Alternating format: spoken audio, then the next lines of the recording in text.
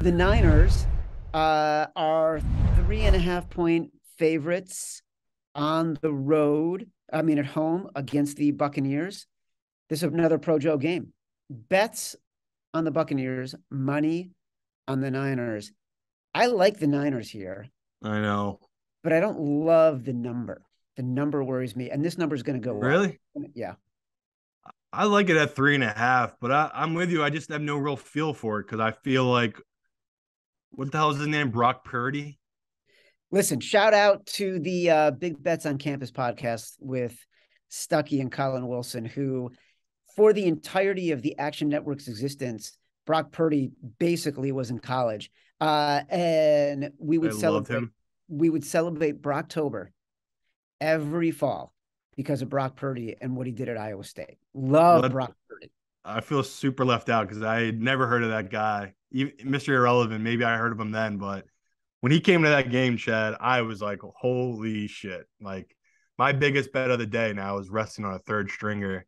But luckily, what we bet on played out of that 49ers defense getting after Tua. And that's why you kind of back this 49ers team. I didn't want to be the one shitting on Jimmy G. It was just more of me saying this guy is such a vessel. People are giving him too much credit. Where if it was Trey Lance in there and he had been learning this system, I think we kind of had the same results we've seen this year. It's kind of built around that where they just have so many weapons.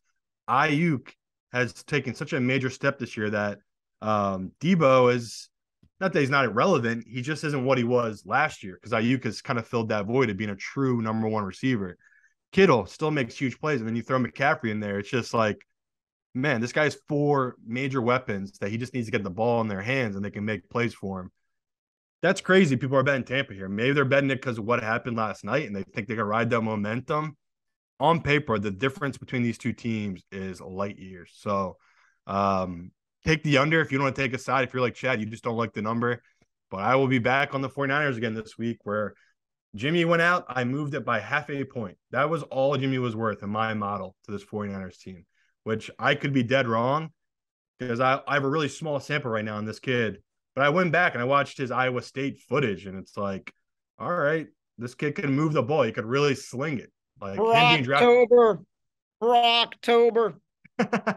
Yeah, so he's obviously is good. I'm not huge a fan of his mechanics, like watching him play. I saw why he dropped so late. This kid has an unorthodox release.